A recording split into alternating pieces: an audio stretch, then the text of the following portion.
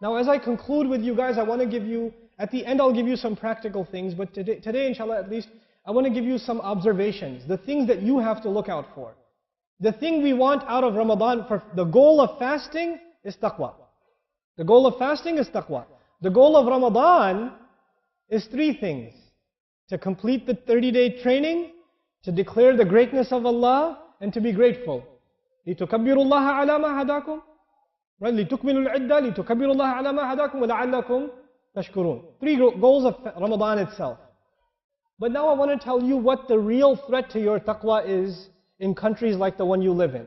Like Qatar, like Dubai, like the Khalij, like much of the Arab world, much of the Muslim world.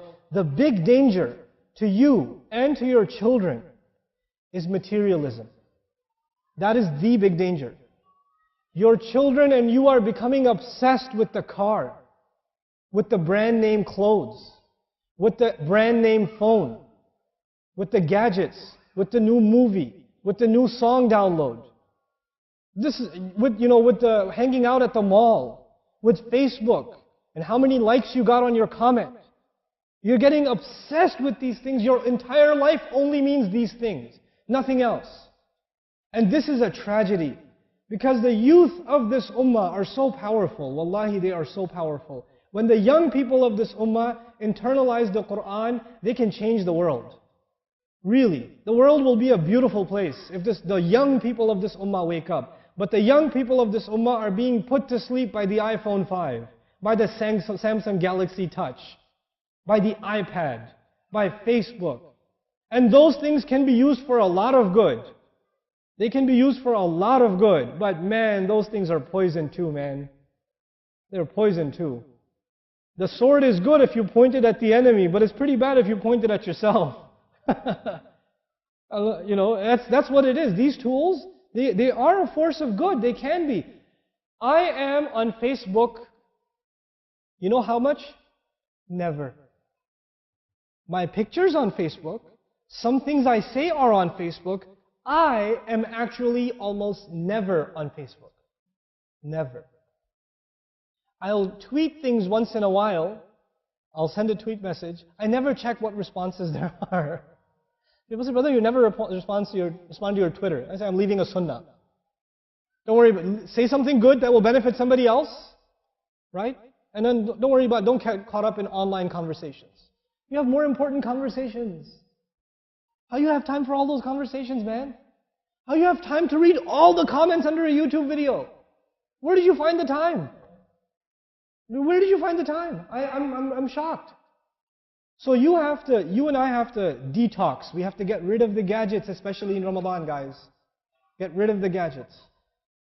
Delete the video games delete the game apps off your phone. Delete them for Ramadan. You say, yeah, at least I can re-download them later. I don't care. But at least in Ramadan. Sisters too.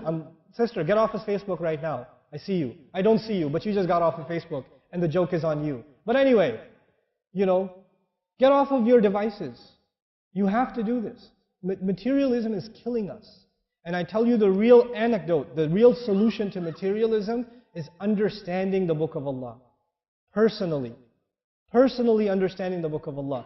The more you start understanding the Book of Allah for yourself, you will no longer be interested in materialism. It will not fulfill you. It will leave you empty. This will start giving you joy that you never felt before. You get to talk to Allah, man. You get to talk to Allah when you recite Quran. What more can you ask for? So this is some practical or some advice I want to give you, or the warning I want to give you guys in particular. And of course, materialism is hitting everywhere. But I notice like the malls and like the glitz, and everybody's like, the youth are like flocking towards these things. I don't get angry at them. I just feel like we haven't given them Quran. We haven't given them something to be excited about. It's our fault, Now the last piece, especially for the parents that are in the audience. Here's how you can make good use of your Ramadan. Everyone here should have some goals in Ramadan. Here's my recommendation. My recommendation is you should memorize a couple of short surahs. Short surah means a page and a half. A couple, maybe 4 of them if you can. Between 2 and 4 of them in the month of Ramadan. And you should not do it alone. You should do it with your family. You do it, your children do it, the husband does it, the wife does it. First one to do it gets 200 riyals. Now the father will do it very quickly. Okay, so, but do it. Memorize Quran as a family. Memorize Quran as a family. Make it a family project. We're all going to memorize this surah. It's a beautiful thing when a family gets together to get closer to Allah's book. My recommendation is the musabbihat. Like if you memorize Surah Al-Jumu'ah, Surah Al-Munafiqun, Surah Al-Taghabun, these surahs, at least these 3 surahs, beautiful surahs. And they really help your iman.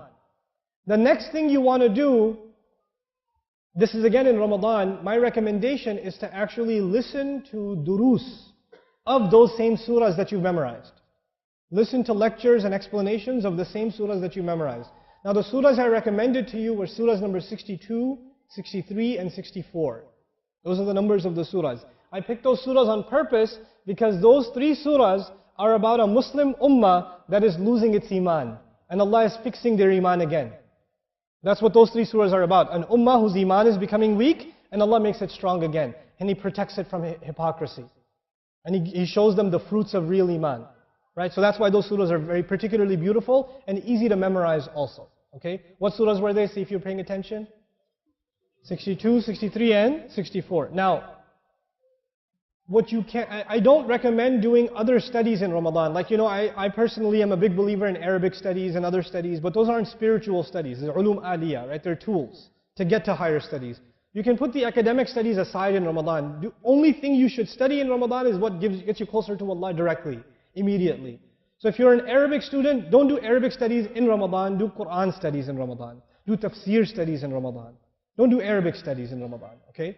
Or if you're a tajweed student, don't study tajweed in Ramadan, memorize more Quran. You understand?